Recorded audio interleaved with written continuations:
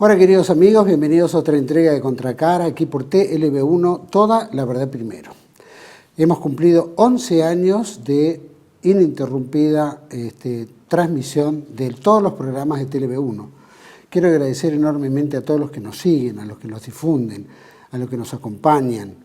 Durante 11 años hemos hecho un esfuerzo enorme para poder mantenernos siempre al aire, a pesar de todas las censuras, a pesar de todos los cortes, a pesar de todas las dificultades que hemos tenido y especialmente también por la poca colaboración. Muy pocos han colaborado para que TLV1 siga en el aire. Llevamos 11 años de mucho esfuerzo. Necesitamos el apoyo de todos ustedes. Debajo de este programa van a encontrar todas las plataformas en las cuales se puede colaborar con TLV1. El año que viene es un año muy difícil, lo que queda de este año ya es difícil, y el año que viene también será tan difícil, supongo, como este, porque siempre las proyecciones no van para mejoras y no vamos para peores. Y la forma en que usted puede valorar lo que hacemos aquí en TLV1 es a través de la contribución económica para que podamos seguir adelante.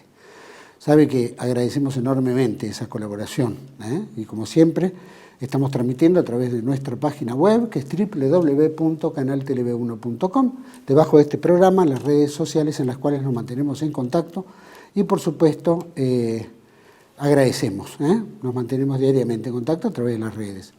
Por supuesto ponemos como siempre este programa bajo la protección y advocación de la Virgen de Guadalupe, Reina y Señora, Emperatriz de América, como siempre nos guíe, nos ilumine en este trayecto de 11 años que hemos cumplido, gracias también al apoyo, ¿no es cierto?, y la orientación que nos ha dado siempre la Virgen de Guadalupe, la Virgen de Luján, y tantos devoción a la cual nosotros tenemos en este canal. Y por supuesto, agradecemos que nos siga guiando en el camino del bien, la verdad y la belleza, dando, como siempre, el buen combate. Programa de hoy. Vamos a tratar un poco el tema económico, particularmente tiene que ver con el campo y la Agenda 2030, tiene que ver con la Argentina, si entra o no en el BRICS. ¿Cuál es lo ridículo? ¿Qué es lo que está pasando, ¿no es cierto?, en el gobierno, económicamente, financieramente, ¿no? ¿Cómo estamos? Banco Central, el acuerdo con el Fondo Monetario. Y todos estos poderes internacionales que de alguna manera ejercen sobre la Argentina y que nos dificultan el desarrollo. A veces pensamos que es un problema propio y a veces también tiene que ver un problema ajeno. Para tocar este tema, para mí es un gusto compartir el programa vía Meet, con la licenciada en Economía, máster en Finanzas, posgrado en la Facultad de Agronomía de la UBA, en Alimentos y Alta Dirección de Agro, Industria y Negocios. Participó en programas de desarrollo y dirección en la Escuela de Administración y Negocios de la Universidad Austral. Agente de bolsa, columnista del diario La Prensa, o por lo menos lo fue, y tiene su propio blog que se puede consultar libremente por internet. Para mí es un gusto tener esta conversación con la licenciada Iris Speroni. Bueno, como bien dijimos, estamos con la licenciada Iris Speroni. Gracias, Iris, por atendernos, muchísimas gracias. Un placer. Iris, estamos viviendo una época muy, muy compleja, ¿no? Económicamente sabemos cómo estamos viviendo, hay una inflación que prácticamente está superando todos los índices mes a mes, un dólar que se dispara, que tratan de contenerlo vendiendo del Banco Central divisas, ya creo que hasta las reservas están poniendo. ¿Cómo ves este tema, no? Porque la verdad que nos tiene a todos desconcertados, todos estamos pagando cada vez que vamos al supermercado, a cualquier lugar, ¿no? Estamos viendo un aumento desconsiderado que no refleja tampoco lo que la inflación mensual muestra el gobierno. ¿Qué nos puedes decir al respecto? Bueno, para los que ya no somos niños, como es mi caso, el programa monetario que se está aplicando es el mismo de Machinea con el Plan Primavera. Lo que sí, bueno, como hay experiencia por parte de los mismos actores, o sea, bueno, es la generación siguiente, pero es la misma gente, solo que son los alumnos. Digamos que les dura más antes de la debacle porque, bueno, tienen más experiencia de cómo ir soltando las cosas de a poco y el FMI también. Pero, bueno, esto ya la vivimos, es un esquema de emisión monetaria a lo loco para que un grupo de élite pueda comprar las divisas que entran por exportaciones, las puedan comprar a precios privilegiados. Y mientras el sector financiero, que son 10, puedan apropiarse de intereses contra emisión ficticia, pero bueno, lo traducen a divisa y se la llevan. Digamos, básicamente yo diría que estamos en manos de una banda criminal que está vaciando el país a mano de 4. Digamos, lo paradójico es que los mismos que son los ejecutores de este vaciamiento dicen, ay, pero hay fuga de divisas. Sí, claro, son las que ustedes le entregan a sus amigos. Pero bueno, no sé, me parece que esta película ya la vimos, no hay sospecha. A lo mejor hay que explicar la mecánica, la parte operativa y mecánica de cómo es este vaciamiento a la gente más joven que no lo vivió, pero no es el caso para nosotros que sabemos cómo es esto y sabemos cómo termina. ¿Cómo se puede explicar a la gente más joven para que esto llegue y comprenda cómo es este proceso? Bueno, la Argentina el año pasado exportó el máximo de toda su historia, desde 1810 a la fecha, o 1817 para el que le guste ser puntilloso, que fueron 88.446 millones de dólares. Para tener una idea, el año que asumió Alberto Fernández, exportaron 54.000 millones de dólares, con lo cual el crecimiento es importante. El año mejor anterior había sido el 2011, con 82.000 millones de dólares, que yo creo que fue el veranito que le permitió a Cristina Fernández la reelección, ¿no? O sea que estamos en un máximo de exportación. Bueno, ese dinero que entra en lugar de reinvertirse, como pasaba, no sé, 100 años atrás, donde la plata de exportaciones se invertía o en bienes públicos, escuelas, orfanatos, hospitales, represas hidroeléctricas, ferrocarriles, puertos, ese dinero se le da al Estado y el Estado se lo da a 4 amigos, que en vez de decir, bueno, voy a poner una planta de aluminio 2, digamos, una Aluar 2, voy a duplicar la producción de aluminio de la Argentina, lo convierten en divisas y se llevan las divisas. Eso hace que el año pasado, que tuvimos el máximo de exportación de la historia argentina, que tuvimos que los importadores compraban las divisas a mitad de precio, con lo cual hubo una importación exagerada para el nivel de vida de los argentinos. O sea, si no hubiera habido un regalo de divisas por parte del Banco Central, las importaciones hubieran sido mucho menores, pero aún así hubo excedentes entre exportación e importación, o sea, se exportó mucho más de lo que se importó.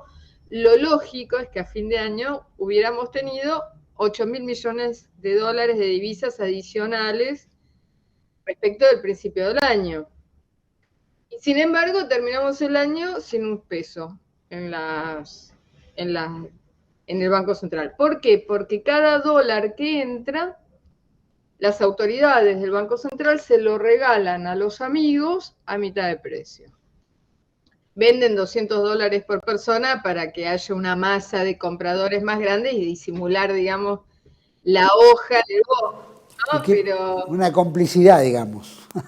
claro, entonces un pobre jubilado es cómplice de un señor que se compró, no sé, 1.200 millones de dólares. Después hay banalidades, digamos, los ricachones de Argentina se compraron el año pasado aviones privados a mitad de precio. Bueno, pero además tiene una contraparte, digamos, el Banco Central compra los dólares a quienes exportan, que no son solo agropecuarios. Aluar exporta el 90% de su producción de aluminio, para tener una idea, de la misma manera que los misioneros exportan el 90% del té que producen. Se lo compran a mitad de precio. Entonces, hay determinadas actividades que normalmente podrían ser a beneficio, que son deficitarias. Voy a dar un ejemplo, el arroz. La Argentina es un gran exportador de arroz básicamente le exporta a Brasil, pero también en general.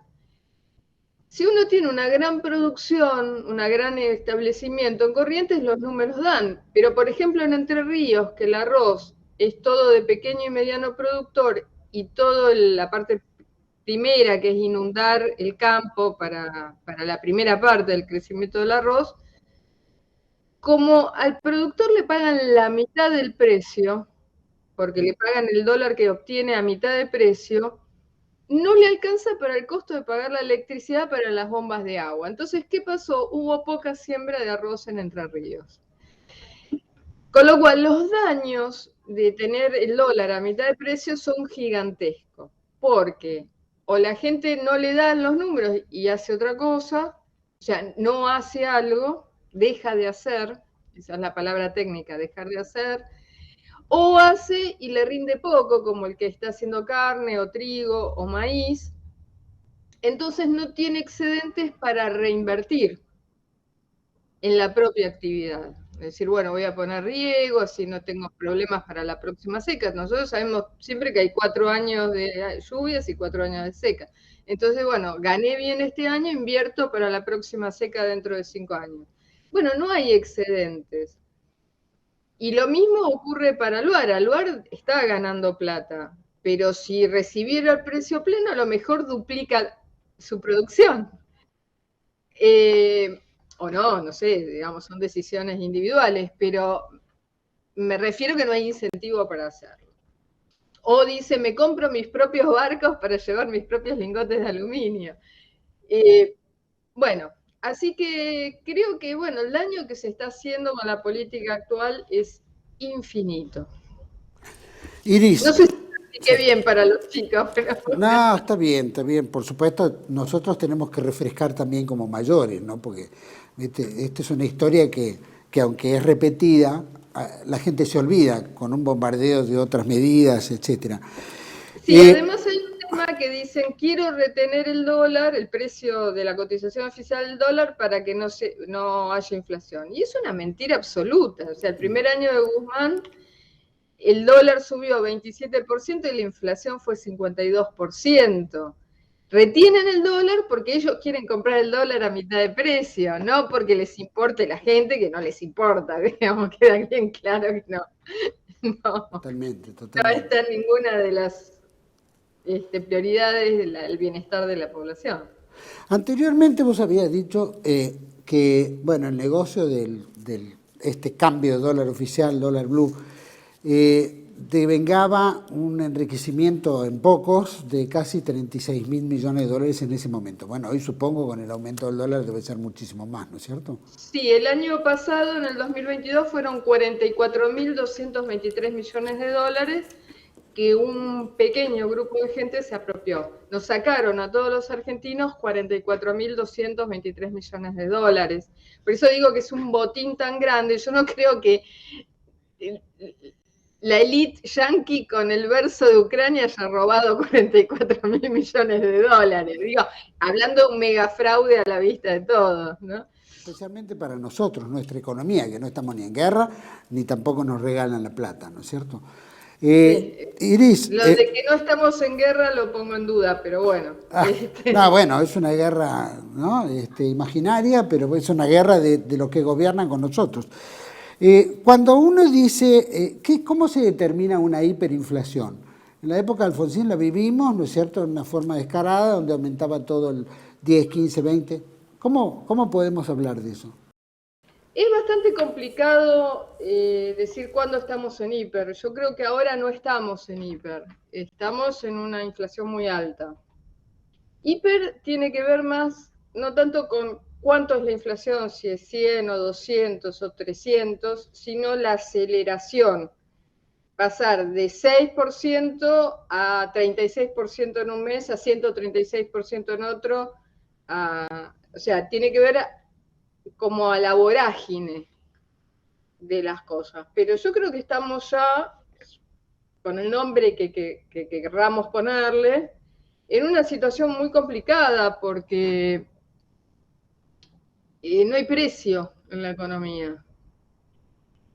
Entonces, al no tener precios relativos, o sea, no sé, cuántos litros de nafta cuesta una cubierta, o cuántas horas de trabajo de una personal de maestranza cuesta una cubierta, o un kilowatt. Eh, entonces la economía ya pasa a ser un problemón, porque, bueno, ¿cuánto vale el maíz si yo tengo que alimentar pollos?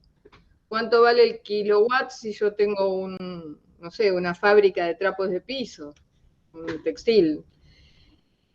Y ya estamos en esa situación de la falta de precios absolutos y precios relativos. Entonces, bueno, eso contribuye al caos y al desquicio de la economía, y eso hace nuevamente que sean 4 los que ganan plata. Hay que agregarle a esto algo que nosotros dos ya hemos hablado varias veces, que en la Argentina el peso sobre el sector agropecuario es gigantesco. De hecho, el Estado se lleva toda la rentabilidad y les deja, y hasta por ahí nomás, el capital, y no siempre.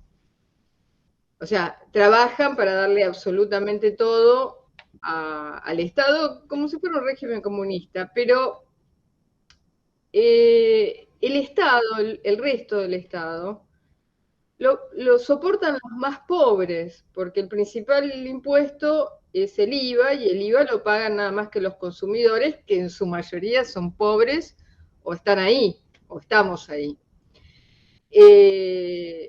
Entonces, incluso el impuesto a las ganancias, que es el segundo impuesto, el mayor ingreso es por cuarta categoría, es decir, por personas asalariadas, que por empresas.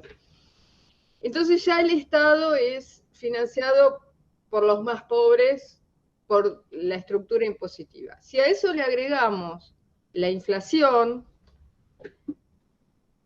que es un impuesto que solo pagan los pobres, porque no tienen herramientas para protegerse contra la inflación, excepto, qué sé yo, que yo junte chatarra en el patio de mi casa, entonces tengo mi capital en bienes. Bueno, hace que haya una gigantesca transferencia de riqueza entre la señora que trabaja en maestranza en un ministerio y 4 vivos. Es muy, muy injusto, es muy injusto. La verdad que es un daño a la nación y al pueblo gigantesco. Que tenemos una élite con una codicia desmedida. No es que quieren ganar plata, que yo ideológicamente soy capitalista, me parece bárbaro que la gente gane plata con su trabajo, sino que hay una codicia que está destruyendo a la nación, o, no a la nación, pero sí al tejido económico de la nación.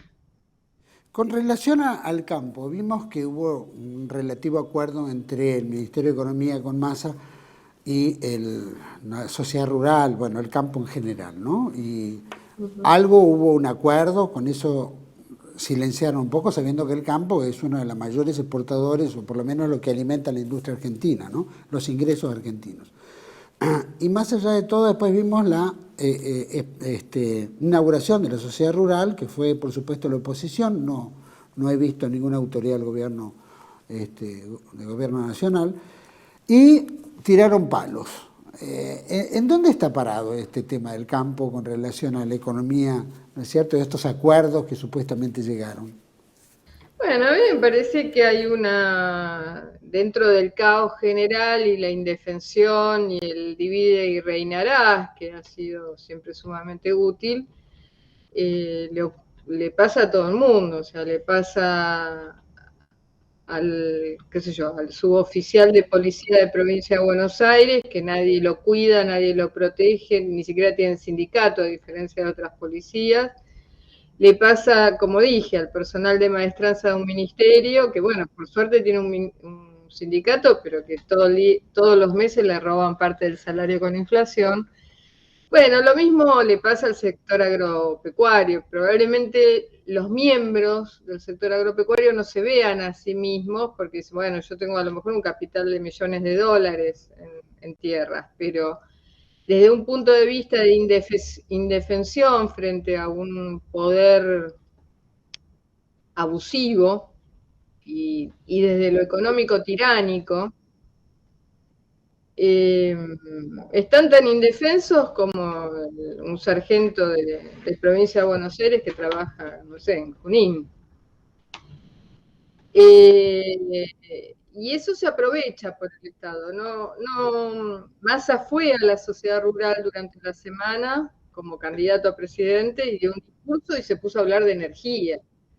O sea, no dijo nada para el sector y habló, qué bueno que va a ser exportar petróleo, gas, porque entonces ya no vamos a depender solo de ustedes para poder movernos o comprarnos propiedades en Miami. La verdad que fue vergonzoso. Yo no sé si el gobierno arregló con el sector agropecuario. A mí me parece que el gobierno arregló con las cerealeras. Y bueno, algunas autoridades de entidades agropecuarias tienen mejor relación con las cerealeras que con sus propios representados. La cerealera Globo Copatel, por ejemplo, y muchos de esos grupos concentrados. Todas. Diría que la Dreyfus, más neutra Bungibor. y que menos se quiere meter en el tema es COFCO, porque es una política china de no meterse en cosas internas de los países. Pero hay varias locales, YPF, por ejemplo, se ha convertido con el tiempo en una cerealera importante. Después están los molinos, las aceiteras, y las cerealeras en sí a la vieja usanza tipo Cargill, ¿no? Y las locales, que hay varias, ¿no? Cooperativas. Ahora todo esto, hace poco escuchaba uno de los disertantes en Pergamino, Gabriel Bénica, planteaba el tema de la Agenda 2030, viste que estamos sometidos a una agenda, de alguna manera quedan 7 años por delante todavía de lo que llaman la Agenda 2030, ¿no? Y uno de los sectores que más le van a pegar, aparentemente, según por el tema del clima, es al campo, ¿no es cierto? Sí, El claro. campo, la parte agropecuaria, es decir, ¿cómo ve eso? ¿Cómo vemos esto? ¿Dónde estamos parados frente a esta agenda, no? Eso lo estamos viendo. La persona inteligente, si ve las barbas del vecino tonsar, pone las propias a remojar. Sí, digamos, tiene varios siglos el dicho eso, que lo dijo alguien inteligente. Yo no dudo mucho de la inteligencia, ya a esta altura, de varios jugadores argentinos. Pero bueno, yo creo que el campo tiene bien claro que el ambientalismo es hoy su enemigo número 1, pero llama la atención que cada vez que hay una exposición, la gente de ACREA y otros, de lo único que hablan es de trazabilidad, crecimiento sustentable, huella de carbono, bueno, todas las mentiras del ambientalismo para justificar lo que están haciendo. Para mí lo que están haciendo en Holanda, que ha quedado bien claro, en Francia, que hay cero ruido y además nada, todo esto llega a los medios de comunicación, y sí un poco más de ruido en Estados Unidos, porque se ha discutido en varias legislaturas provinciales de ellos, ¿no? Ha habido una transferencia enorme de propiedad rural de manos de las familias que eran propietarias a grandes fondos de inversión. Y en el caso de Estados Unidos, además, que esto es parte de la agenda de Trump de este año, o sea, de ahora, no de hace 4 años atrás, ni 8. Hay multimillonarios que compran tierras para que no se trabajen. Reservas, ¿no? Básicamente yo lo que creo es que hay todo un proceso que ellos tienen tiempo, lo calculan en décadas, de desapropiar a las familias de la propiedad de la tierra. Para tener una idea, en Francia, que tenía una estructura de propiedad rural sumamente estable desde la Revolución Francesa hasta el año 2000, estamos hablando más de 200 años, o sea, hubo una gigantesca transferencia de propiedad con la Revolución Francesa, porque todos los arrendadores o cualquier mecanismo que tuvieran de coproducción entre el señor feudal y los labriegos, la revolución le pasó la propiedad con título al que estaba efectivamente trabajando la tierra. Claro. En general, en algún esquema de arriendo o de diezmo, de coparticipación. De los nobles y de la Iglesia Católica, ¿no? Esa estructura que fue en familias y sumamente dividida, 6, 8, 10 hectáreas, quedó en manos de familias hasta el año 2000. O sea que la única transferencia fue por temas sucesorios y casamientos y esas cosas. Bueno, desde el año 2000 a la fecha, el 20% de las tierras arables de Francia fueron compradas por fondos de inversión y por compañías anónimas, sociedades anónimas, y el índice de suicidio de varones de las zonas rurales es el más alto del país. Está todo en estadística eso, no es que son datos públicos, o sea, están los del registro de la propiedad y los de los suicidios, son dos datos públicos expuestos por un geógrafo y bueno, y levantado por absolutamente nadie en un medio de comunicación. Entonces, lo de Estados Unidos saltó porque Gates es uno de los... Gates para mí es un testaferro del Deep State, ¿no? Eso es lo que yo creo que es. Creo que además es un salame, pero no importa. Lo vendieron porque necesitaban un testaferro. Y creo que está comprando tierras para el Deep State. Y bueno, así están desapoderando a los farmers que tienen más de 100 años, porque en realidad gran parte de las tierras que están comprando fueron entregadas a fines del siglo XIX, más o menos como acá. Y acá está un poquito más trabado, pero creo que si bien, a ver si lo puedo explicar bien, porque esto está en proceso mental mío, no lo tengo bien cerrado, pero voy a ver si lo puedo explicar. El tema de apropiarse de la rentabilidad del campo en la Argentina tiene un efecto inmediato o un objetivo inmediato que es quedarse con la plata del otro. Voy yo y le robo a usted la billetera, es fácil, ¿no? Ese sería el primer objeto. Pero el segundo es forzar a la venta las tierras. O sea, yo le robo a usted la billetera porque quiero la plata que tiene en la billetera, pero la idea, si yo le robo la billetera a usted todos los días, yo quiero que usted no coma, quiero que no pague la BL y yo finalmente me quiero quedar con su casa. Si acá en la capital si a uno le cobran el ABL, no por la casa que tiene, sino por el potencial de construcción de mi casa, y yo tengo una casa de planta baja en Flores, y me cobran como si yo fueran 8 pisos, bueno, me quieren forzar a vender mi casa. Digo, estoy hablando de algo que efectivamente está haciendo ahora la Municipalidad de la Ciudad de Buenos Aires. Bueno, con el campo argentino creo que es lo mismo. Y voy a dar un caso más y con esto no aburro más, pero algo que ya pasó en la Argentina, para demostrar cuánto lo del ambientalismo es mentira. Cuando estaba Kirchner de gobernador en Santa Cruz, o quien lo sucedió, ahora no me acuerdo, pero estamos hablando de más de hace 20 años, en Santa Cruz hizo una ley provincial que no se podían matar los guanacos.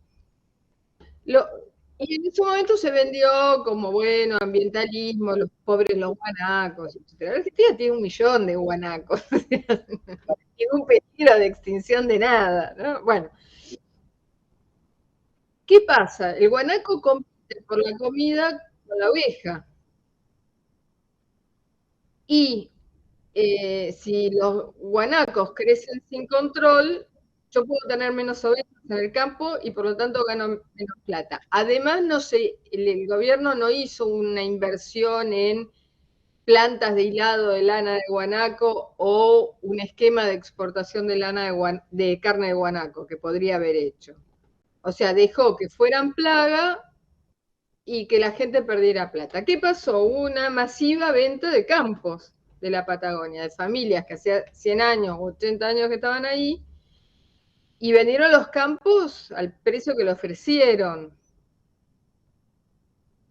Y hubo una masiva transferencia, de hecho, una persona compró 1/3 de la provincia, facilitado por este ahorcamiento financiero con el tema de la excusa del guanaco. Está bien, yo si soy multimillonario y vivo en Mónaco y tengo campos en Santa Cruz, que no me importa tener guanacos, porque tengo el campo para otra cosa.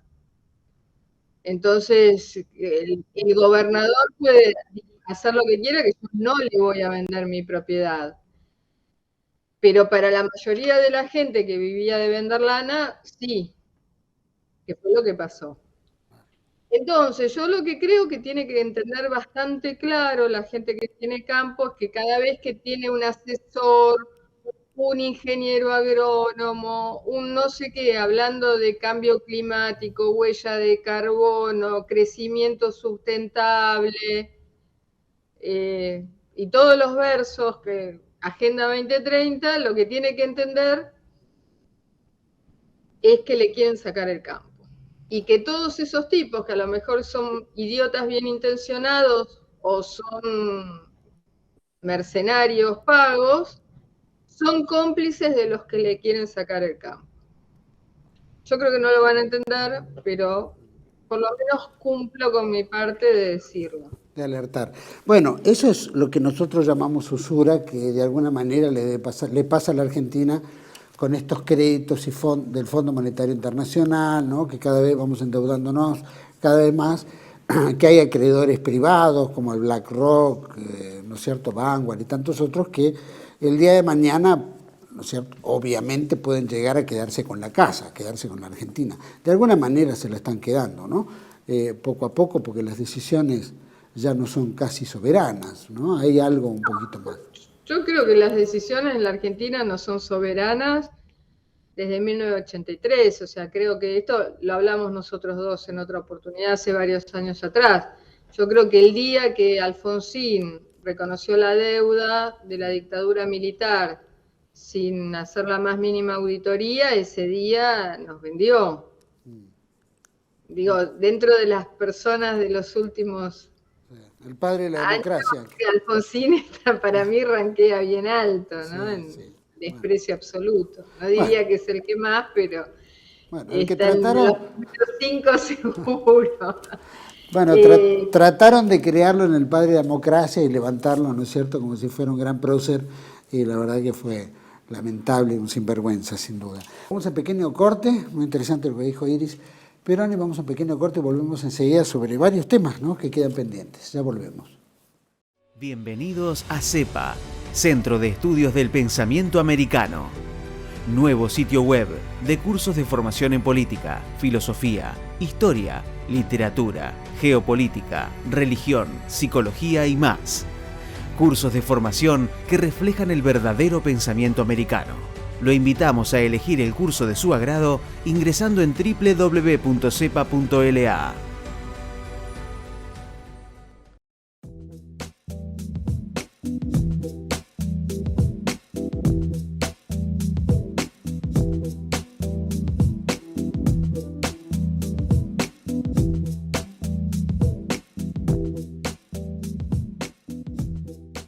Decir siempre la verdad primero tiene un precio. Dependemos de tu ayuda. TLB1, toda la verdad primero.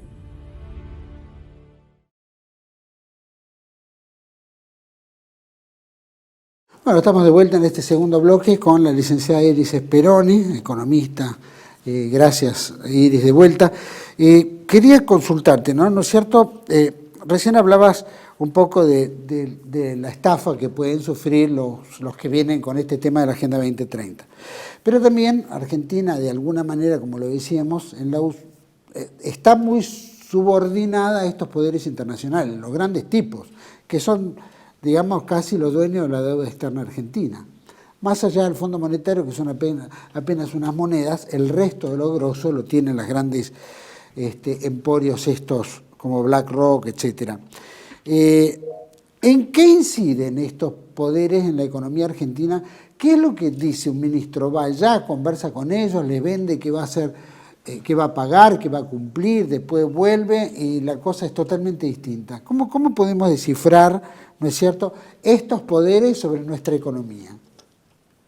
Bueno, yo no soy privada, o sea, no tengo acceso a que hablan, dejan de hablar, que arreglan, dejan de arreglar. Yo sospecho, no desde ahora, desde Martínez de Oz a la fecha, que todo negociador es interesado porque hay comisiones de ida, de vuelta, de renegociación, así que dudo de la honorabilidad de los funcionarios implicados, aunque siempre hay excepciones y uno no lo puede negar y no puede decir que todos sean iguales, porque es una irresponsabilidad. Pero, digamos, en términos generales, todo lo que tiene que ver con la deuda ha sido un negocio para quien la contrae y para quien la renegocia. Del lado de acá y desde ya del lado del otro lado. Ahora bien, digamos, vamos a lo verdadero, y yo esto tuve discusiones con Giordano. Yo hice un análisis hace un año, o sea que estará desactualizado, pero hasta ahí, de toda la deuda pública federal. Después están las provincias y algunos municipios, ¿no? Pero, digamos, la federal. Y estamos con una situación de gran cantidad de deuda en pesos. Hay una deuda infernal del Banco Central de títulos a 7 días, que es infernal. Pero no hay tanta deuda nominada en dólares, y gran parte de la deuda nominada en dólares es con entidades públicas. O sea, el Estado Nacional debe dólares y a intereses en dólares al Banco Provincia, al Banco Ciudad, al Banco Nación, al ANSES. Yo no creo que estamos en una situación cataclísmica de la deuda. Respecto con otros tiempos, respecto del día que asumió Menem, por ejemplo. Porque tenemos una gran deuda, pero yo diría que 2/3, ahora no me acuerdo los números, pero la mayoría es en pesos, y aún la deuda en dólares, una parte es con entidades públicas. Para mí, si se quisiera, la deuda es totalmente manejable. Lo que yo creo que la deuda existe es como excusa para actuar como los vendepatrias que son. No sé si lo puedo explicar bien. Es lo que les permite poner cara de piedra y decirle al pueblo: te estoy reventando de hambre. No soy yo, es el Fondo Monetario. Obvio que la deuda con el Fondo Monetario es enorme, y obvio que las condiciones son leoninas. Nadie está diciendo que no. Pero también, qué sé yo, es una fracción de las exportaciones de un año. Y además, si uno, la del Fondo Monetario en particular, si uno la auditara la plata que realmente nos dieron, no creo que sea lo que dicen que nos dieron. Se podría hablar de 27.000 maneras diferentes. No, creo que lo que usan la deuda es como excusa para tener al país intervenido y haciendo negocios a diestra y siniestra en contra de los intereses del país. Iris, o sea, siempre se habla de que una de las mayores ingresos del Estado, por lo menos, es exportaciones de campo, etc. Pero sin embargo, Argentina es riquísima en sus recursos. ¿no? Hablaste de vaca muerta, etcétera. Pero también el litio, oro, ¿no es cierto? Todo lo que las minerales dan, que en realidad esos fueron concesiones que se dieron durante la época de Menem en la reforma del Estado, que se vende el patrimonio, ¿no? Se dice vender el patrimonio. La realidad es que hay poderosos recursos que prácticamente no son nuestros, ¿no es cierto? Dice de repente, bueno, descubrimos, qué sé yo, minas de oro, pero eso lo tiene la Barrigol, ¿no es cierto? Ah, descubrimos, como si fuera un gran jolgorio que nos beneficia a todos cuando en realidad no nos beneficia nada porque es de privados. ¿Cómo es posible que la deuda se pague con parte del salario, el IVA y todos estos impuestos que nos asignan, que les resta a seguridad, educación, salud, etcétera, y estemos enajenando todos esos recursos que son riquísimos, tanto en el mar bueno, como pero en la es tierra? lo que estoy diciendo, es que lo de la deuda le sirve como excusa. Cuando Alfonsín reconoce una deuda que en la mayoría era ficticia, o la mitad, pongamos, no tengo idea. Digamos, habría que ver las auditorías, que hubo gente que lo auditó.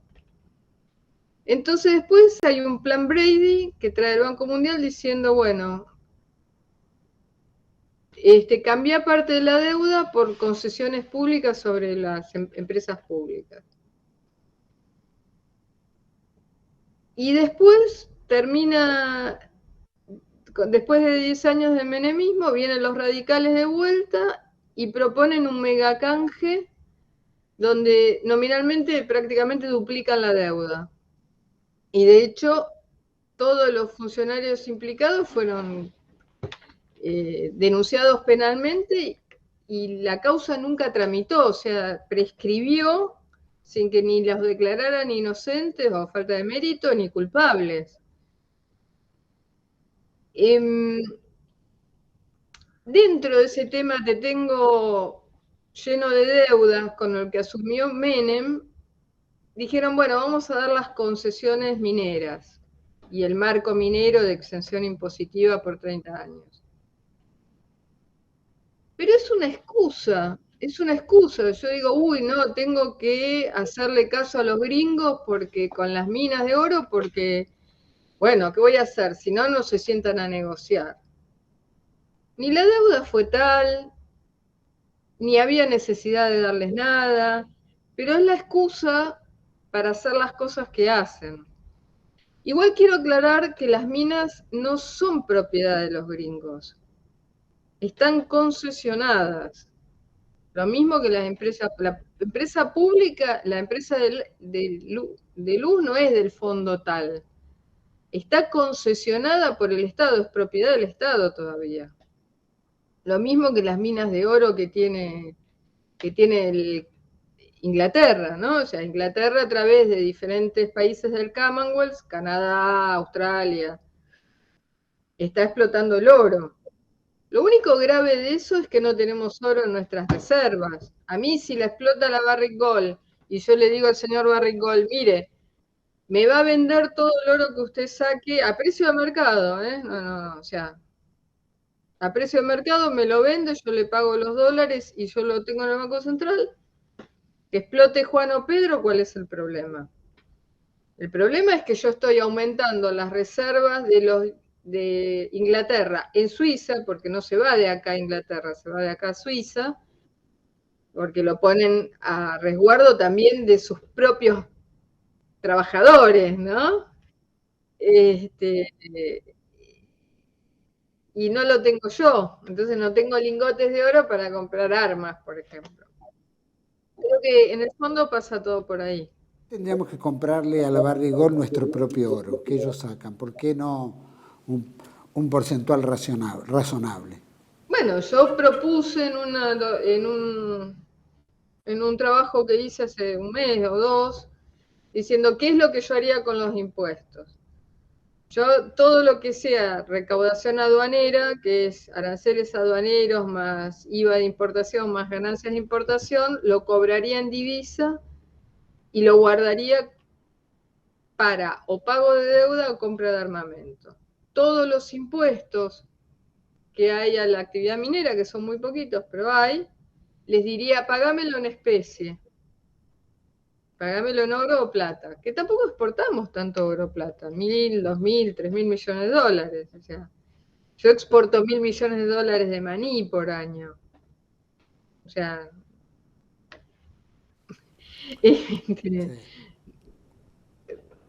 la ganancia evidentemente está en otro lado, no en los montos. Y entonces usaría la recaudación de IVA para pagar salarios, ponerle asfalto a alguna ruta, ese tipo de cosas. Esa es mi propuesta. Bueno, pero, digamos, hablando del tema de propiedad, la Barrick Gold no posee minas, tiene concesiones de minas.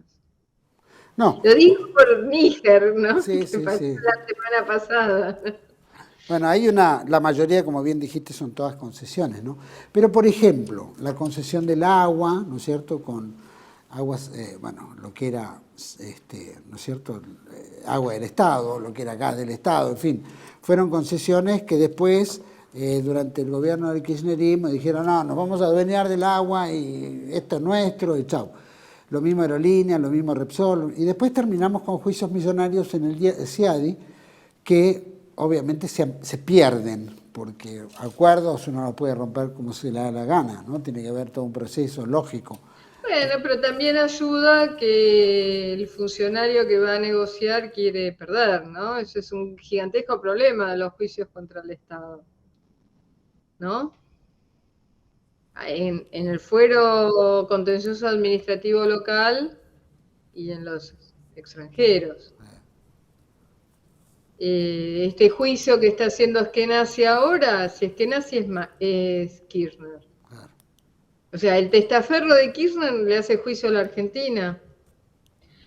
Y ya pasó eso, hubo otro juicio de igual, creo que no me acuerdo,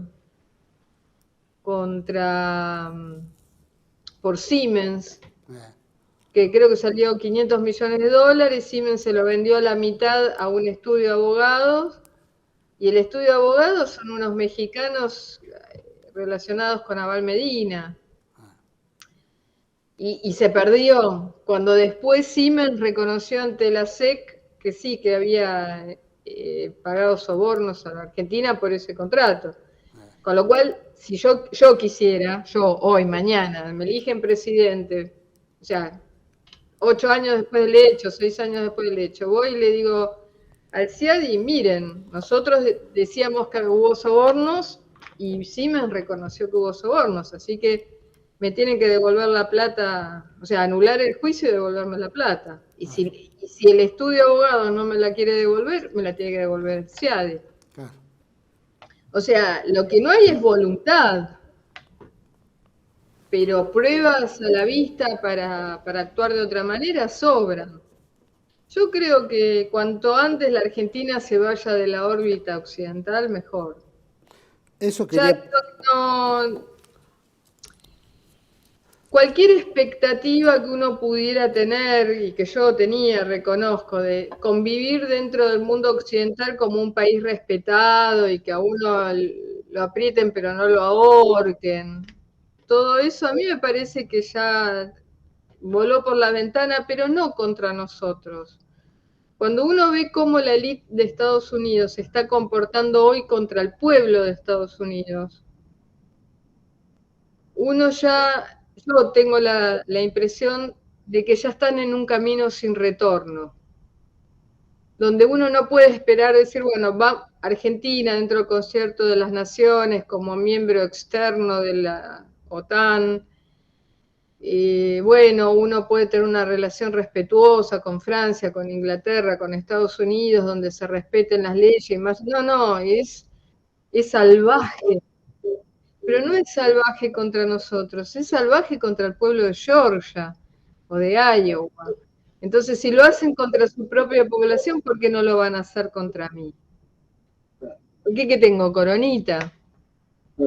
Entonces, a mí me parece que, bueno, que va llegando el momento que nosotros busquemos otros aliados internacionales, porque esto no tiene camino. Bueno, sí. No es que me quiero llevar mal con Estados Unidos. Estados Unidos hoy, que nunca lo fue en nuestra historia, es nuestro tercer socio comercial, Estados Unidos nunca nos compró ni nos vendió nada, cosas, ¿no? Pero ahora es nuestro tercer socio comercial. Digamos, uno tiene grandes posibilidades para tener una relación adulta con Estados Unidos. Con las empresas de Estados Unidos que nos compran cosas, les vendemos cosas. Pero la verdad es que es tan salvaje hoy la codicia y es tan malintencionado el daño contra los pueblos. O sea, envenenan a su propio pueblo. Entonces, les están quemando las fábricas de comida a Estados Unidos. O sea, no acá. ¿Qué es lo que uno puede hablar con esa gente? No sé, me pregunto, ojalá, ¿no? Ojalá me equivoques. No, pero es verdad, de alguna manera lo estamos viendo, ¿no? Si ellos, que Estados Unidos esté contra su propio pueblo en este aspecto, bueno, estamos viendo cómo nuestros gobernantes están contra nuestro propio pueblo también, así que de alguna manera... Bueno, pero nosotros ya estamos acostumbrados. O sea, cuando el ejército o una fuerza armada bombardea una plaza en una ciudad abierta, como fue en el 55, uno sabe lo que está pasando. No. A mí no me produce ninguna novedad que sectores jerárquicos de la Argentina ataquen al pueblo argentino, o lo envenenen con drogas, con alimentos elaborados de mala calidad, qué sé yo, con deteriorar adrede la educación para pasar de ser un pueblo casi sin analfabetos y educados a ser lo que somos hoy, y con miles de personas durmiendo en la calle. A mí no me llama la atención de mis autoridades, electas o no electas. Pero sí, lo que yo estoy muy sorprendida en los últimos 10 años es el daño adrede, premeditado, organizado de la élite que gobierna Estados Unidos contra el pueblo de Estados Unidos. Eso para mí es una novedad absoluta. Bueno, se fue dando en este último tiempo con mayor, ¿no? Durante el gobierno de Trump, donde no había brechas o problemas entre un lado y el otro, y de repente pasaron a ser tremendamente violentos de un lado y del otro, ¿no? Cosa que nunca a mí vista. me parece que lo que hizo Trump es exponer algo que estaba antes, porque tener el Deep State importando drogas para envenenar a la propia población, tener alimentos que le suben la cantidad de estrógenos y bajan los niveles de testosterona de la población, matar 1 millón de niños por año en el vientre materno. Bueno, no es una cosa que uno puede decir, bueno, es el negocio de las drogas. Es permanente. Uno que tiene una epidemia no es morfina, de heroína, cuando el 80% de la producción la tiene Afganistán y Estados Unidos 20 años controló Afganistán. Bueno, la única explicación es que es el Estado norteamericano el que está importando heroína desde Afganistán a Estados Unidos. O sea, no puede haber otra explicación distinta que eso. Entonces uno dice, bueno, pero ¿por qué quieren matar a su propia gente? Es muy... Bueno, a mí es una cosa que me genera mucha perplejidad, me lleva a pensar y bueno, me prende todas las alarmas. Y después, cuando uno lee el discurso, que yo invito a la audiencia a leerlo, el discurso del presidente chino, cuando se cumplieron los 100 años del Partido Comunista, y dice, nosotros nunca hicimos esto, nunca hicimos esto, nunca hicimos esto, y queremos terminar con los 100 años de humillación, yo creo que uno tiene que pensar qué cosas de lo que dijo él nos sirven y qué cosas no. Tengo un ratito, 5 minutos para explayar esto. Por favor, sí. Cuando él habla de los 100 años de humillación, habla de la guerra del opio. Cuando Inglaterra pretende invadir China, no lo logra totalmente, pero sí toma control de los ríos. Tiene asentamientos en en la costa, pero sí logra voltear el gobierno que había, que era la monarquía que tenían desde hacía varios siglos. Si uno lo compara con la situación nuestra, es justamente lo que quisieron hacer los ingleses y los franceses con los bloqueos del Río de la Plata. Y que la Argentina lo peleó. Si bien constitucionalmente se abrió la navegabilidad de los ríos, como dice la Constitución, ciertamente, digamos, el gobierno de Rosas impidió lo que le pasó a los chinos. Ahora bien, cuando Inglaterra se apodera de los ríos chinos, toma control del comercio exterior de China, establece los aranceles y qué se puede importar, qué no, y qué pueden producir los chinos. Eso terminó en una hambruna de millones de personas, murieron millones de personas, muchos más que las hambrunas posteriores del régimen comunista. Lo digo esto porque hay libertarios que hablan de los muertos del régimen comunista, pero jamás hablan de los muertos del Imperio Británico, sí, en la India y en China, pero estamos hablando de China. Eso es lo que el presidente de China habla de los 100 años de humillación. Como diciendo, nos llevó 100 años sacarnos eso de encima. China no invade, China no va a otros lados a matar gente. Bueno, ¿será verdad o no? Eso uno lo sabrán los expertos en historia de China, que yo no lo soy. Pero uno sí sabe que algunas cosas que le pasaron a China, Argentina, siendo un país mucho menos rico que China en el siglo XIX, y mucho menos habitado, pudimos pelearla. Porque nosotros los rechazamos un montón de veces, las invasiones inglesas. Sin duda. 2 veces en tierra y después los bloqueos. Entonces, a mí me parece que uno tiene que empezar a asumir que la Argentina está en guerra, que está siendo boicoteada sistemáticamente. Cuando uno dice, la Argentina está boicoteada, a uno le dicen, son teorías conspirativas. Y a mí tan conspirativo no me parece. Entonces creo que uno tiene que empezar a pensar otro tipo de alianzas internacionales, porque no va a pasar que uno pueda tener una relación adulta con Occidente, porque no la están teniendo con su propio pueblo. Porque la élite francesa no está teniendo una relación adulta con el pueblo francés.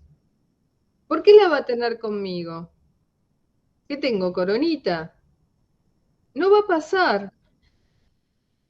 No sé si agregué a la confusión general, pero no. Creo que si otros países pudieron salir del laberinto, países grandes y ricos como nosotros, porque no hay que olvidar que la Argentina es la 8ª superficie del mundo. Nosotros tenemos que ser una de las 10 primeras potencias del mundo, porque tenemos la gente, tenemos la educación y tenemos la tierra. Tenemos todo y tenemos orgullo nacional, lo que quedó demostrado en el último mundial. Existe el orgullo de ser argentino. Entonces no hay razones para que no encontremos nuestro destino. O sea, hay razones, pero podemos hacerlo, a eso voy. Bueno, siempre están los de arriba que complotan contra los de abajo, de alguna manera, que lo estamos viendo desde hace años, ¿no? Con relación a esto, si Occidente durante tanto tiempo de alguna manera hemos tenido relaciones, pero prácticamente ha sido una relación sodomizada, porque todos se han aprovechado de la Argentina, hoy tenemos lo que tenemos, la socialdemocracia, todo lo que estamos viendo, la estafa, etcétera, la venta de los recursos, todo lo que estamos viendo que actualmente es un drama en la Argentina y genera una pobreza del 50%.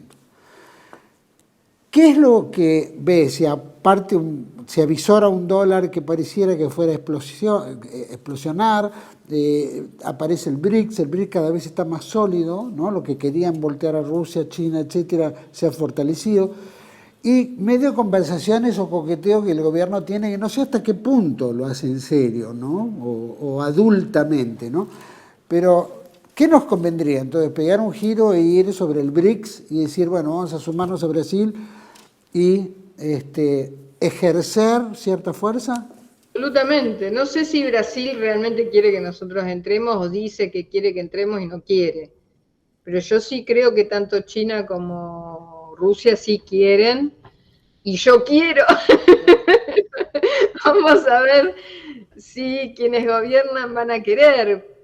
Me parece que los yanquis prendieron las alarmas este último tiempo, desde que vino esa general a Laura no sé cuánto, y de que no entremos, pero tenemos que entrar y además tenemos que empezar a comprar armas de vuelta.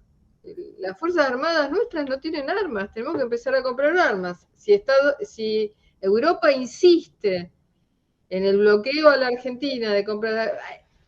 No hay que olvidar que estamos embargados. Acá parece que tenemos un embargo de 41 años. O sea, que ¿hasta cuándo voy a tener un embargo? ¿100 años como los chinos? ¿100 años de humillación para que se acabe el embargo?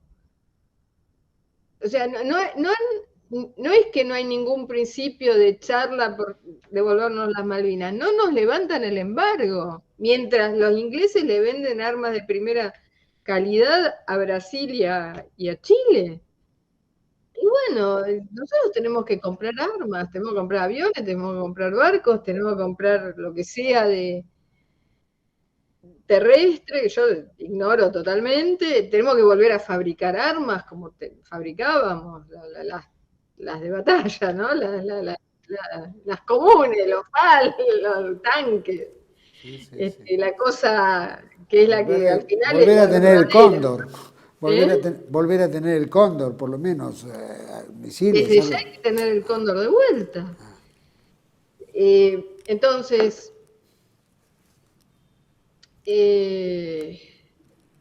para mí hay que entrar a los BRICS, sin lugar a dudas. Yo le decía la otra vez a alguien, no me acuerdo, ¿a quién voy a votar? Al que me diga que va a entrar a los BRICS. No me lo está diciendo a nadie, pero si hay alguien que me dice yo voy a entrar a los BRICS, lo voto. Creo que hoy es lo único que me importa, porque no les creo nada del resto. Por ejemplo, yo quiero acabar con el aborto, pero nadie me lo está ofreciendo. Bueno, alguien me ofrece entrar a los BRICS, por 4 años negocio eso, qué sé yo. Pero ¿en quién se puede confiar? Lo que pasa es que es muy difícil romper con quien estamos acostumbrados, o ¿no? Como lo ven, ¿no es cierto? Tal vez pero la dependencia. Brasil es miembro de la OTAN, Lula fue a la asunción de Carlos III de Inglaterra, y sin embargo entró a los BRICS. No sé, yo creo que se puede. No, por supuesto. ¿Qué nos beneficiaría o más los BRICS con relación a seguir esta relación sodomista con Occidente? Y creo que uno tendría, por lo pronto, el año pasado, creo que la postulación formal nuestra la hizo Brasil, pero quien dijo que nos quería adentro fue China el año pasado. Ahora se reunieron en Sudáfrica y aprobaron otros países, pero no nosotros, lamentablemente. Yo creí que nos iban a aprobar. Pero la petición formal ya está hecha. Tanto China como Rusia dijeron que las Malvinas son argentinas. Ya estamos en una posición distinta que Estados Unidos, que dice ni. Y ni hablar de franceses, alemanes y todos ellos que son... Si nosotros tenemos una relación sodomizada, la de ellos es 10 veces peor con Estados Unidos. Les ponen una bomba en un gasoducto de ellos y no abren la boca. Bueno, lo nuestro no es nada. Y después está la oferta de tanto de chinos como de rusos de vendernos armamento. Yo creo que no es poco. No, y aparte necesitamos fortalecer. Las armas ¿no es cierto? Es la diplomacia por otros medios, como decían, ¿no? La guerra. Pero bueno, uno tiene que estar poderosamente armado porque si no, El otro no día lo uno respetan. pensaba, digo, ¿hasta dónde no lo habrán echado Perón en el 55 para que Argentina no tenga la bomba atómica? Porque el resto, si todos ganaban plata, o sea, no había razones objetivas para que Estados Unidos estuviera a disgusto con el gobierno peronista, más siendo una barrera contra el comunismo como el gobierno de Estados Unidos reconoció que el peronismo era. Yo lo que creo es que se volvieron locos con el pulqui y dijeron, no, estos van a tener la bomba atómica y nos tenemos que sentar a hablar con ellos. Me parece que pasó por ahí. Y creo que la diferencia es tener o no tener la bomba atómica. No estoy diciendo que la tengamos que tener porque yo no confío en mis autoridades para que manejen una bomba atómica, pero... Claro, claro. No, pero seguramente si lo hubiéramos tenido, Argentina tendría otros gobernantes, no tendríamos la decadencia que estamos viviendo hoy, ¿no? Y el cóndor hay que volver a hacerlo, sí, claro. Volviendo a lo local y para ir concluyendo, obviamente el Fondo Monetario para que nosotros cumplamos, ¿no? Pide el ajuste, ¿no? Y el gobierno, si tiene temor en algo, es decir que entramos en un ajuste. ¿Cómo están dando el ajuste el gobierno como para que la gente no se dé cuenta y efectivamente el ajuste esté en proceso? El ajuste lo hacen de la manera que lo suelen hacer las autoridades argentinas, digamos, desde Alzogaray a la fecha. La Alzogaray lo hizo con Frondizi, que es con la inflación. Porque yo con la inflación le bajo los sueldos a todo el ministerio de lo que sea, porque les bajo los sueldos. Si uno vive, no sé, de vender tuppers en una feria en el conurbano en negro, capaz que uno la inflación la sortee un poco mejor que si uno es un empleado administrativo municipal. Y ni hablar si uno trabaja en salud o seguridad estatal, ¿no? En las fuerzas de seguridad o fuerzas armadas. La inflación, y desde ya los jubilados. A los jubilados los están matando. Así que creo que la principal herramienta de ajuste es la inflación. Y después están, bueno, lo de siempre. Nuevos impuestos. El gobierno actual puso, o aumentó alícuotas, o aumentó la base impositiva, o puso nuevos impuestos por un total de 36 en 3 años y medio. No sé, creo que el ajuste está a la vista de todos. Sin duda lo estamos experimentando. Bueno, y la última, vienen las elecciones obviamente, y bueno, todo lo que escucho la verdad que me desespera, ¿no? No importa de quién sector sea, y pareciera como que Argentina no tiene destino. ¿Cómo ves este tema y particularmente financiero económico, ¿no? ¿Qué es lo que ves después de acá a diciembre, que por supuesto es una incógnita, pero después de diciembre vienen otros nuevos planes, seguramente mayor ajuste, mayor inflación, mayor todo, porque esto es casi prácticamente irrecuperable y arreglable? Yo escribí varias notas diciendo cómo creo que se puede arreglar el tema monetario, cómo se puede desafectar la bomba del ELIX. Creo que la deuda externa se puede repagar en muy poco, pero muy poco tiempo. Creo que quedarnos sin deuda en 3, 4 años se puede hacer perfectamente. De una situación similar salió Rusia, que estaba endeudadísima por Gorbachev y casi no tienen deuda. La deuda que la tienen colocada a muy buena tasa y es poco. Yo creo que se podría hacer un camino similar y solucionar los supuestos problemas insolubles actuales. Creo que esos problemas no se solucionan primero como barrera psicológica, que es lo que expliqué, le sirve a las autoridades como excusa para decir, te estoy matando de hambre, pero no es culpa mía, es del Fondo Monetario. Es el cuco. Y también como excusa para robar. Lo que yo creo que todos los candidatos lo que proponen es más de lo mismo, con diferentes estilos. ¿Por qué? Porque hay gente que está ganando mucha plata. Después una nueva teoría mía que tiene 1 año o 2 es que en la Argentina hay un deep state y el deep state es radical. Contrariamente a lo que dicen públicamente, los peronistas vienen gobernando hace 40 años. Sí, pero el deep state es radical. Manejan las universidades, manejan la justicia, manejan la banca. Las autoridades del Banco Central son todas radicales desde el 83 a la fecha. Entonces, manejan la prensa. Entonces, nadie quiere cambiar porque los que se llevaron 44.223 millones de dólares el año pasado quieren seguir llevándoselos. Entonces, por eso todas las propuestas son emparchemos por acá para seguir con lo mismo. Yo creo que las soluciones están a la vista y creo que hay que, no sé cómo, poder explicarle la solución de tal cosa es esto, la solución es esta. Yo lo escribo, me tomo la molestia de escribirlo. No es una molestia, es un placer, ¿no? Y además es mi manera de modestamente tratar de servir a la patria. Pero yo no tengo a alguien que técnicamente me dice eso es imposible. O sea, yo no soy la única maestra en finanzas en la Argentina.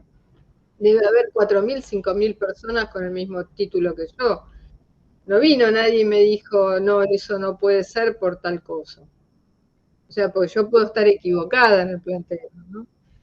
Entonces, a mí me parece que desde lo técnico los problemas nuestros son solucionables. Lo que uno tiene que buscar es ver la forma de armar una masa crítica de gente que está perdiendo con el status quo y decir, yo quiero cambiar el status quo pero me cansé de perder o me cansé de que me sodomizan. Pero bueno, solo la organización vence el tiempo y creo que pueden hacer todo lo que pueden hacer porque controlan el deep state, pero por el otro lado fomentan el caos entre cualquier sector que pueda plantear la más mínima resistencia. Por lo cual vuelvo a decir lo que digo siempre, no tenemos ningún problema económico, no hay problemas económicos en la Argentina, son todos políticos. O sea, ese deep state es sinárquico, como diría el peronismo, ¿no? Es una sinarquía. Sí, yo tendría que ver en el diccionario qué significa sinárquico, pero si es jerárquico y organizado y compacto, sí.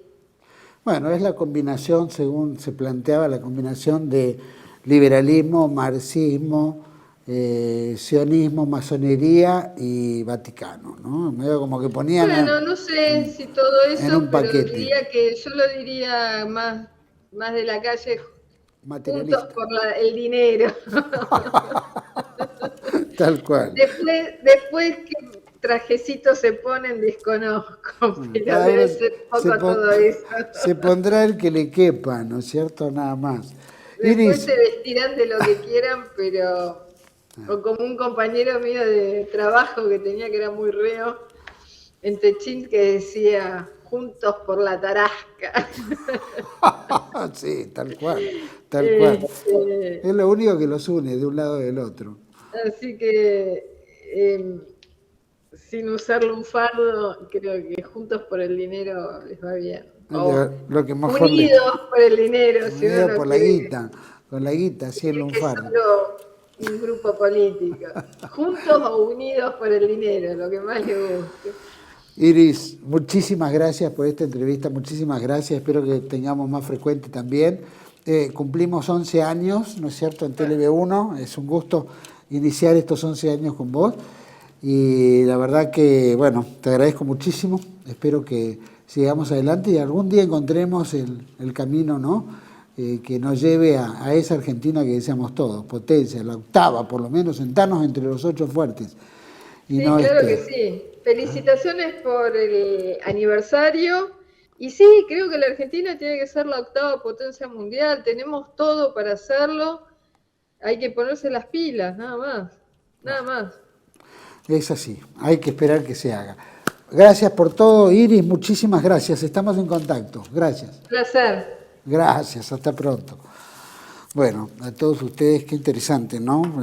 Esta entrevista. Por tantas cosas, ¿no? Todo lo que se pierde, todo lo que deberíamos ganar, ¿no? Simplemente tiene que haber voluntad, ¿no es cierto? Ganas y compromiso para con la patria. Algo que ahora se bastardea mucho. La patria, unidos por la patria, la patria, la patria. Y la verdad que no sé si tienen idea de lo que significa esa palabra, ¿no? Ni tampoco, porque es la tierra de los padres, ¿no? Y estos tipos son mal paridos. No tienen patria, ¿no? No importa qué en la clase política que estén. Es una pena que Argentina no tenga verdaderos patriotas en ese aspecto, ¿no? Planteaba también, ¿no? Todo lo que, el oro, ¿no es cierto? Que las concesionarias de mineras, ¿no? Se llevan el oro, habría que arreglar, en fin. Acordémonos que el poco oro que entró o tenía en las arcas del Banco Central, 11 toneladas de oro, Macri las manda a Basilea, ¿no? Como garantía de futuro pago, que algún día no paguemos o algo, pero bueno, lo que querían la usura internacional es tener el metálico. Y bueno, contribuyendo con esa usura, Mauricio Macri envía 11 toneladas. Recordemos eso, porque hay que tenerlo en cuenta. Más allá de los 44.200 millones de dólares que se roban anualmente en el cambio, ¿no? Entre pocos. Imagínense la cantidad de dinero, todo lo que se podría hacer. Qué sé yo, con ese dinero, no sé, en 4 años habríamos superado el tema de la deuda externa. Simplemente con una gotita de patriotismo, ¿no? Pero esto se llama el saqueo absoluto, ¿no? La usura, ¿no? La cosa más aberrante de la antipatria. Después el tema, ¿no? ¿Cuántos se podría solucionar? Reducir los pobres, 50% de pobreza en la Argentina, que le están sacando, ¿no es cierto?, y empobreciéndola cada vez más a través de ¿no? Los trabajadores a través del IVA, el impuesto a las ganancias, y todo esto que los de arriba se ríen. Digo los de arriba porque es una casta política, empresarial, están todos metidos, ¿no? Y cómo esto se puede llegar a terminar algún día. Tiene que haber voluntad de lucha, ¿no es cierto?, por la Argentina, algo que no lo hay. Voluntad de lucha. Estados Unidos está peleando contra su pueblo, ¿no? El deep state norteamericano, el poder norteamericano atenta contra su propio pueblo, los franceses contra su propio pueblo, ¿no? Las autoridades. Y las nuestras vienen sodomizándonos hace ¿cuánto tiempo? Hace 50 años, 40 y tantos años. Desde el golpe de Estado del 76 hemos sido casi una migaja de la nada manipulados por los pocos, que siempre han sido los mismos. Ojalá diéramos paso, como bien planteó Iris Speroni, 100 años de China, ¿no? Del Partido Comunista, que dijo, bueno, esto hemos vivido. Bueno, ahora es otra cosa, China puede hablarlo ahora porque 100 años, como buena mentalidad oriental, fueron trabajando despacito. En 100 años yo voy a llegar a dominarte. En 100 años vamos a ser verdaderamente fuertes y no van a joder más con nosotros, ¿no? Eso lo hacen los chinos. ¿Cuándo lo vamos a hacer nosotros? Cuando bien planteó las invasiones inglesas, ¿no es cierto?, que terminaron matando, ¿no?, fusilando al más heroico líder de las invasiones, que rompió con las invasiones inglesas. El caso de, ¿no es cierto?, de este extraordinario dirigente Santiago de Liniers, ¿no es cierto?, que lo terminan fusilando, ¿no? Y lo mismo en la época de Rosas, cuando combate contra las tropas anglo-francesas, ¿no es cierto?, en el bloqueo de Buenos Aires, que también lo derrocan al poco tiempo, ¿no? Esas cosas tan absurdas que la antipatria trabaja dentro de la Argentina, y esos son nuestros dirigentes, ese deep state, llamémoslo, unitario, en fin, sinárquico, como bien lo planteaba el estadista Perón. ¿Y qué deberíamos hacer en un futuro? Seguir con los que nos sodomizan, ¿no es cierto?, sea quien sea, Israel, Estados Unidos, Inglaterra, todo esto que tienen intereses en la Argentina, ¿no es cierto?, y que se vienen aprovechando con la usura, saqueando, chupando del país la riqueza para generar más pobreza, ¿no es cierto? ¿Qué deberíamos hacer? ¿Seguir con ellos o dar un viraje y decir, bueno, pactemos como hombres, pactemos como una potencia con los grupos que son nuevos y que van a dominar el mundo en el futuro? Deberíamos repensarlo. Coincido con Ilse Speroni sobre el BRIC. Deberíamos salir de este esquema tan viciado y entrar en otro. Y fortalecernos armamentísticamente. Tener armas. Ningún país puede ejercer su soberanía si no tiene fuerza militar. Y nuestros gobernantes son antifuerza militar porque son subordinados al poder extranjero, al poder internacional del dinero. Bueno, eso es lo que nosotros tenemos que pensar en estas elecciones. ¿Cómo repensamos la Argentina? No perdamos más tiempo, ¿no es cierto? Es contado con el dedo de la mano. Nos quedan 7 años, según plantean los poderosos en una Agenda 2030. Bueno, tenemos tiempo, podemos hacerlo, pero pongámonos en marcha, hagámoslo. De otra manera, difícilmente podamos ser una nación soberana.